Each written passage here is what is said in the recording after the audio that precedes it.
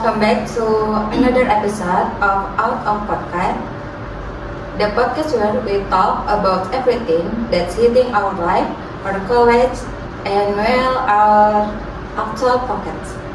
I'm your host for this segment, Jihan. And I'm Berlin, sitting in the guest chair today, ready to unpack some heavy stuff. Excellently, today we're doing a two-part special for our English Conversation 2 final project. For this first half, we're diving into something that literally floats around us every single day on campus. We're talking about the big debate. Should smoking be completely banned on campus? Or should we keep designated smoking areas? Berlin, thanks for breaking this down with me today. Glad to be here, Jihan. Let's get straight into it because this topic is definitely out of pocket for a lot of them. Exactly, it's an issue that affects everyone on campus, whether they are smokers or non-smokers. Now, let's look at this from both sides of the coin. First, let's explore the argument of those who believe smoking should be allowed on campus, perhaps through designated smoking areas. What are their main reasons? Well, Jihan, if we look at the perspective of students or staff who smoke, their primary argument usually revolve around personal freedom and adult autonomy. University students are legal adults and smoking is a legal activity. Therefore, they feel that a total ban violates their personal right. Furthermore, university life can be incredibly stressful with heavy assignment, deadlines, complex project, and exam pressure. Many smokers use cigarettes breaks as a psychology coping mechanism to relieve stress, calm their nerves, and regain focus before their next class. They argue that as long as they do it in a designated outdoor area away from crowds, it shouldn't be an issue. That's an interesting point about stress management and personal right. However, a campus and a public educational space, they bring us to the opposing view. Why do so many people argue that smoking should be completely banned from the entire campus environment? The counter-argument is deeply rooted in public health and the right of non-smokers. The main issue here is secondhand smoke. Scientific data clearly show that passive smoking is just as dangerous, if not more dangerous than active smoking. Non-smokers, including students who might suffer from asthma, allergies, or other respiratory conditions, are forced to inhale these toxic chemicals against their will. For example, if students gather and smoke near building entrances, hallways, or campus cafeterias, anyone walking past is exposed to the smoke. University has a fundamental duty to provide a clean, safe, and healthy learning environment for everyone, and allowing smoking directly contradicts that responsibility. I completely agree that protecting public health is crucial. No one should have to compromise their health just to attend a lecture. Now, beyond the health aspect, what are the broader impacts of smoking on students and the academic environment as a whole? The impact is quite broad, Jihan. First, there is the environmental impact. Cigarettes butts are one of the most common forms of litter on campus. They clog drains, ruin the aesthetic of green space, and make the campus look untidy and unprofessional. Second, there is a social and academic impact. It can create an unspoken social divide between smoking groups and non-smoking groups. Academically, if students are constantly leaving mid-study session or rushing out immediately after a class for a smoke break, it can disrupt their time management and focus. Over time, the negative health effect can also lead to higher rates of sickness and absenteeism among students. That is a very comprehensive explanation. It really highlights how a small habit can create a large domino effect on the campus culture and cleanliness. To conclude our discussion on this first topic, what is your ultimate stance on this matter? To sum it up, while I understand the argument regarding personal freedom, I strongly believe that collective health and well-being must always take priority over individual habits. Therefore, my opinion is that the campus should work toward a completely smoke-free environment.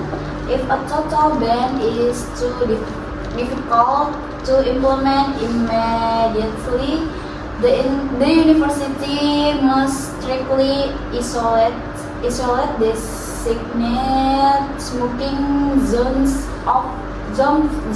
to the outermost edges of the campus, far away from classroom, libraries, and food courts, combined with strict penalties for those who violates the rules. Thank you so much, Berlin, for providing such logical argument and clear examples today. It has been an eye-opening discussion, and to our viewers, that concludes our discussion on topic A. Stay tuned because we will change rules and return with our second topic right after this.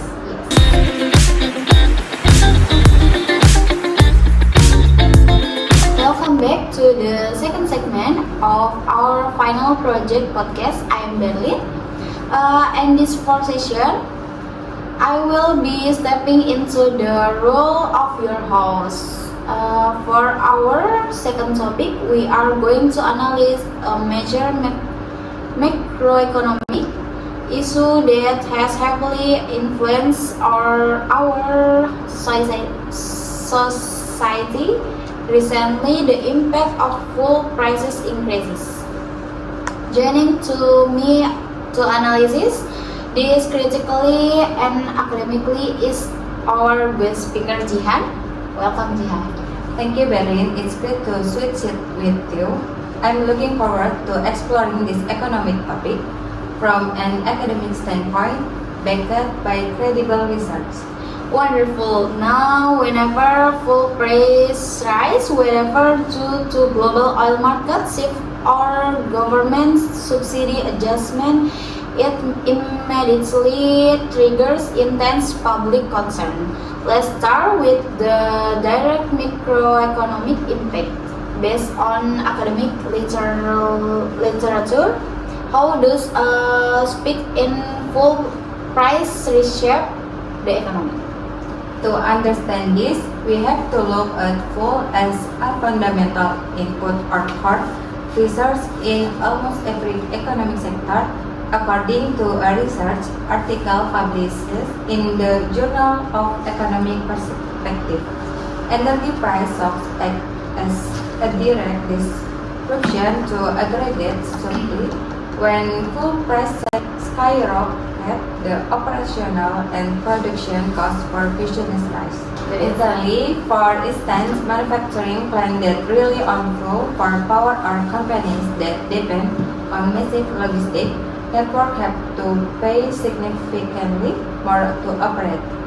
This reduces the profit margins of enterprises, particularly small and medium-sized business, which can force them to reduce their workforce or downsize their production capacity.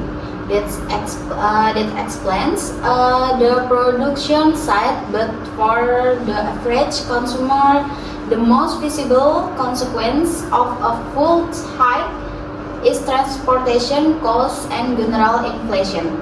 However, is this specific ripple effect according to academic source? The ripple effect is massive, and it leads directly to what economists call cost-push inflation. In many academic books focusing on developing economies like Indonesia, it is noted that our supply chain is heavily dependent on land transportation. When fuel price increase, logistic companies immediately raise their freight and shipping rates. As a result, the cost of transporting daily goods such as rice, vegetable, meat, and manufactured products from rural farm and factories to urban market increases. Therefore, inflation doesn't just stay at the gas station. It spread directly to the grocery stores, traditional market, and restaurant. The price of basic commodities goes up nationwide. It really is a powerful domino effect. Now let's bring this down to a micro level. How exactly does this widespread inflation affect university student and society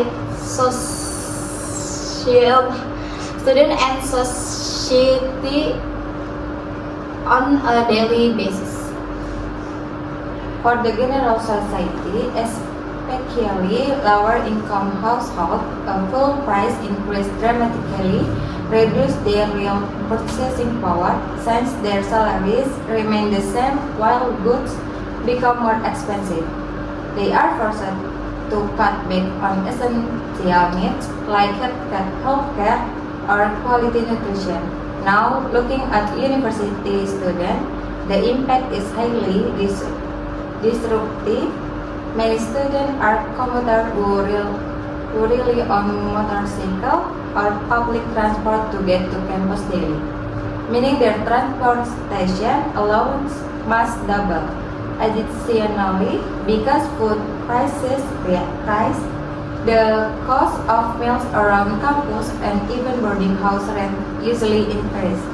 This forces students into a difficult position where they have to relocate their limited budget, often sacrificing academic expense such as buying textbook, printing assignment, or purchasing stable internet data just to cover basic living costs.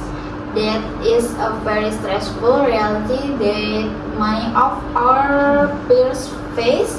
It's so that fuel prices directly intersects with educational quality. To wrap up this academic discussion, what do credible research papers suggest as feasible solutions or mitigation strategies for this issue?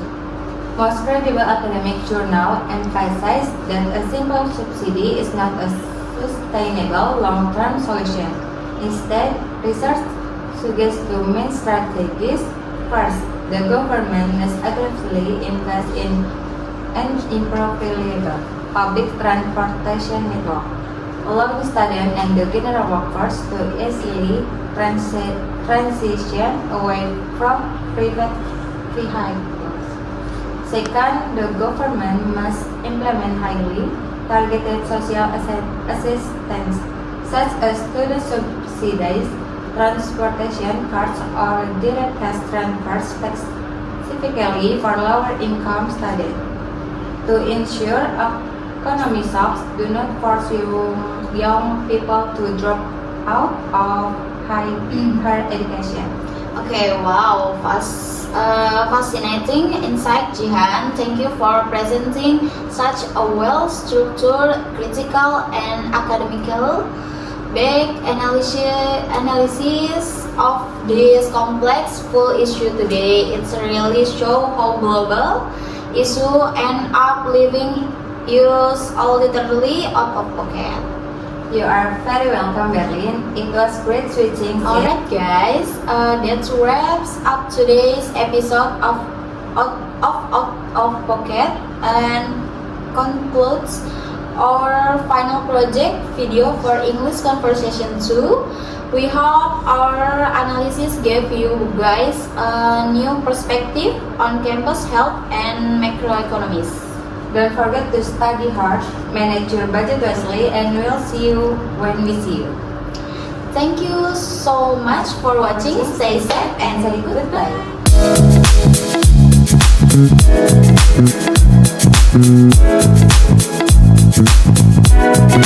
goodbye.